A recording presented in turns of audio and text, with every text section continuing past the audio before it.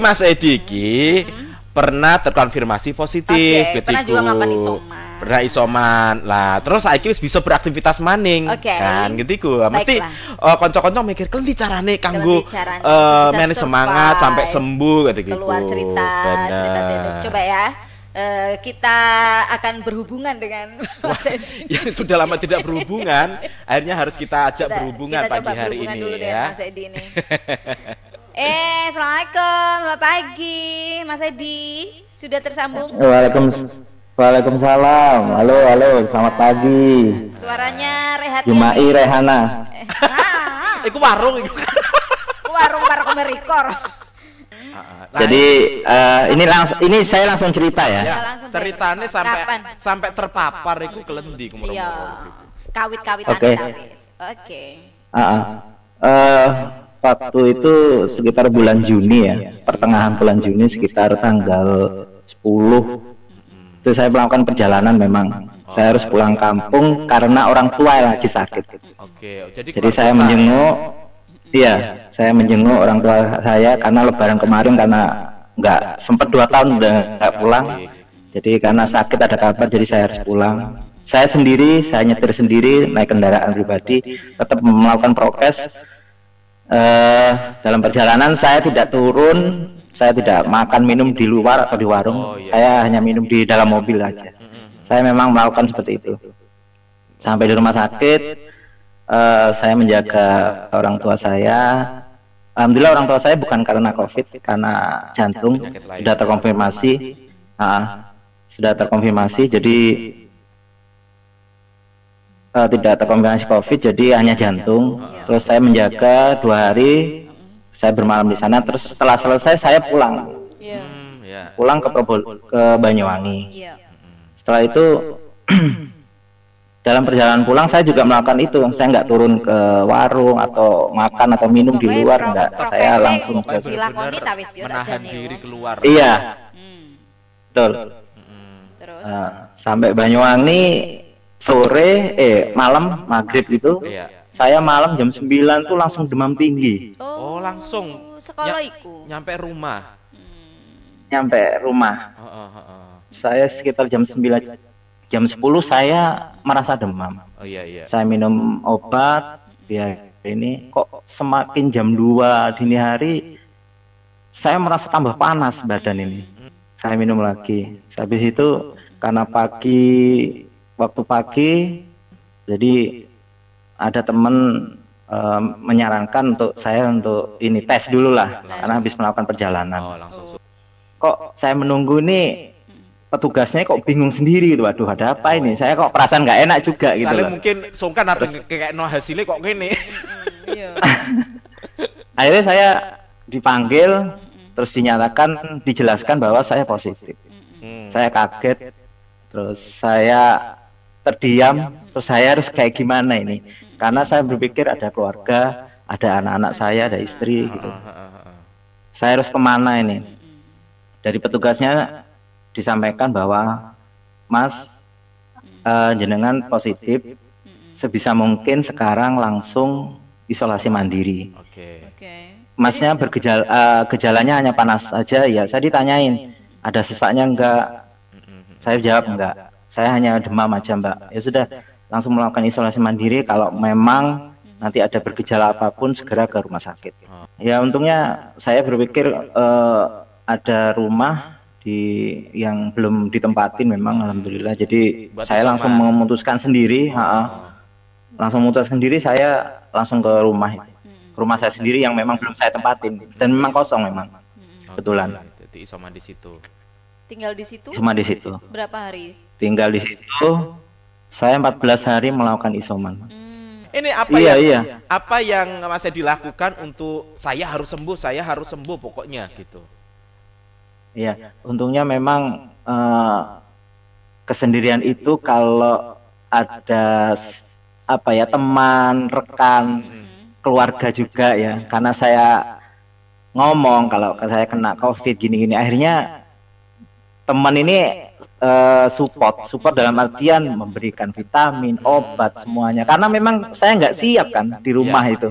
Karena kesendirian itu saya nggak siap dengan obatan atau vitamin apapun itu. Makanan juga itu loh. Saya nggak siap. Aduh, saya harus kayak gimana ini? Akhirnya istri selama hari pertama sampai hari ke-7 itu saya demamnya naik turun. Ada diare, juga. Ada pusing, iya, ada diare. Hari pertama, hari kedua saya diare juga. Terus panas tinggi. Panas tinggi memang. Oh. Tapi sempat ngerasakan panas batuk, nyesek gitu Mas Edi? Batuk belum keluar itu. Batuk belum aku. Nggak sampai batuk. Nggak sampai ada batuk. Nyesek belum batuk waktu itu. Dari hari pertama sampai hari kelima tuh belum batuk. Gitu. Anosmianya juga ada. Anosmianya itu muncul di hari ke-7. Gitu. Jadi beda-beda masing-masing orang-orang ini ya merasakannya ya. Di hari ke-7 saya benar-benar nggak merasakan bau, sudah nggak enak makan. Hari kedua tuh sudah nggak enak makan. Jadi saya minum susu. Minum susu karena nggak enak makan kan. Jadi saya berpikir minum susu karena protein. Iya. Kalau hari pertama sampai hari ke-7 masih bisa merasakan ya. Masih bisa merasakan. Jadi saya minum aja susu itu. Jadi dipaksa wes pokoknya ya. Sama paksa. Karena saya makan nasi itu balik. Kebanyakan gitu sih ya. Jadi makan itu udah udah perasaan kepingin makan banyak kan, setelah dimakan tapi gak kuat, kok nggak enak, langsung muntah nggak enak, mual sangat mual. Tapi saya kalau pagi itu demamnya nggak ada, hilang. Jadi saya bisa melakukan ini apa istilahnya wong Jawa ki caring lah. Caring. Berarti Mas caring sendiri. Demam itu sekitar berapa hari Mas? 5 harian. 5 harian demamnya. 5 hari. Anosmia baru muncul ketika hari ke-7. Hari ke-7. Terus muncul batuk akhirnya. Akhirnya ada batuk ya. Ada batuk.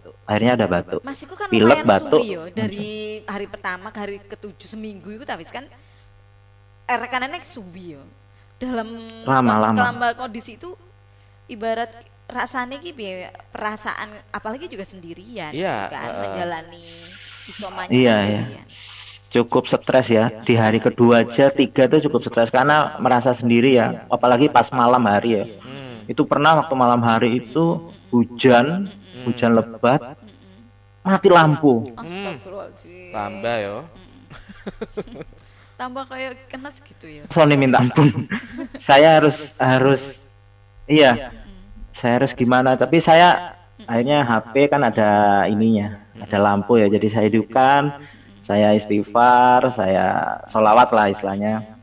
Artinya sambil minum air hangat. Yang penting air hangat. Saya setiap hari minum air hangat terus. Ya.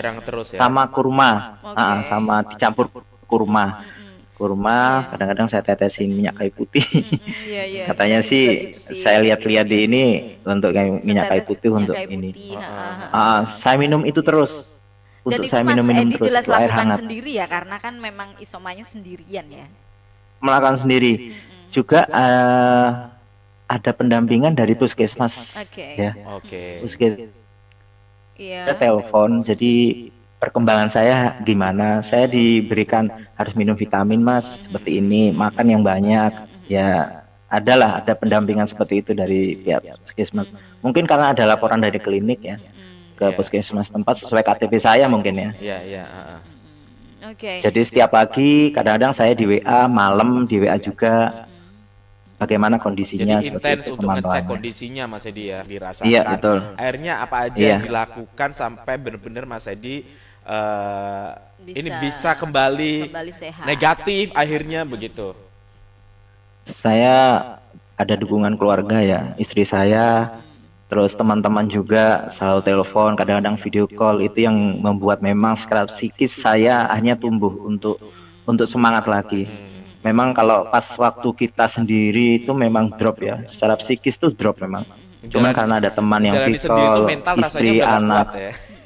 Iya, apalagi ini terutama kalau isoman, mungkin saran saya mungkin ya, jangan lihat berita-berita yang terkait COVID deh dulu. Itu bener-bener karena di bulan Juni itu iya, karena bulan Juni itu awal-awal memang waktu boomingnya virus Delta kalau nggak salah ya. Varian Delta. Yang Delta itu katanya itu saya melihat di HP itu benar-benar buat drop memang.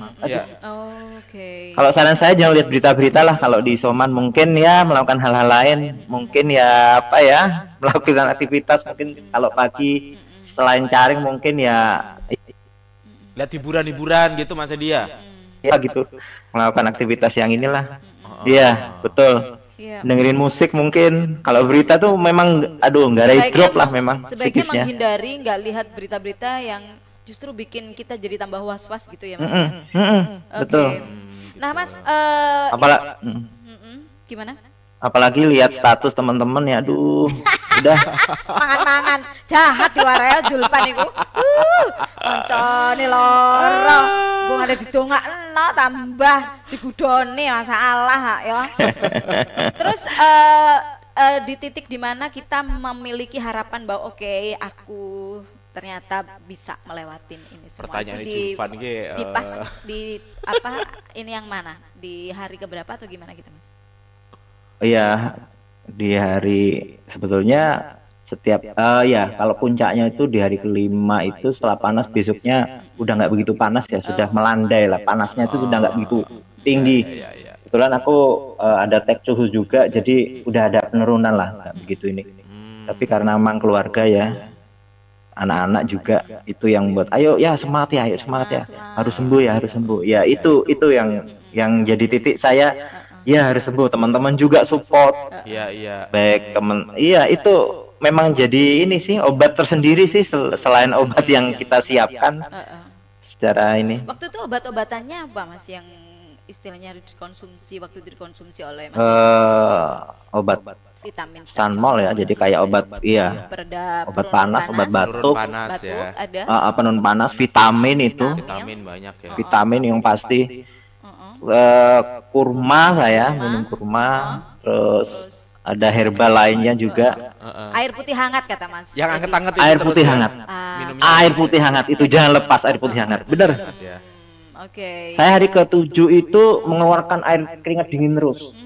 Ya Allah. Tapi melimpah gitu loh. Saya diam gini keringat dingin muncul terus, keluar terus. Itu di hari ke-7. Tapi airnya nggak panas saya. Tapi akhirnya saya nggak panas air lagi airnya. Gitu, keluar keringat dingin tapi turun kemudian demamnya turun, keringat wah yang sangat baju sampai melempeh sudah kayak habis dicuci gitu loh. Mas Edi, ada beberapa pasien itu dia juga mungkin ke bawah halusinasinya karena demam tinggi dan sebagainya. Nah nggak terbawa mimpi-mimpi gitu, yang mimpi buruk lah misalnya ya. Mimpi yang agak gimana gitu, Mas Edi ngerasain juga nggak kayak gitu? Mungkin ini ada cerita lagi ya. Kebetulan karena memang saya pulang itu ternyata yang membawa virus ini setelah saya telusuri dari adik saya. Adik saya terkena positif juga. Jadi saya tertular dari adik saya. Sama istrinya juga sampai istrinya meninggal. Adik istri saya meninggal. Dari situ setelah meninggalnya adik saya merasa drop lagi. Meskipun saya sudah nggak mengalami gejala, mungkin karena sisa batuk aja. Cuman akhirnya secara psikisnya nginget lagi. Nah, malamnya tuh mimpi saya. Mimpi yang apa ya? Mimpi nggak enak lah tentang kematian. Tapi mungkin gitu-gitu. Masih di isoman. Waktu itu masih kondisi isoman. Masih isoman. Oke. Di akhir. Oh iya. Kau mimpi yang gitu-gitu itu Iya, mimpi. Memang, jadi psikis ini terdampak juga ya Mas ketika kita melakukan sangat psikis. Jadi berita-berita semuanya, kabar-kabar atau status teman-teman itu aduh.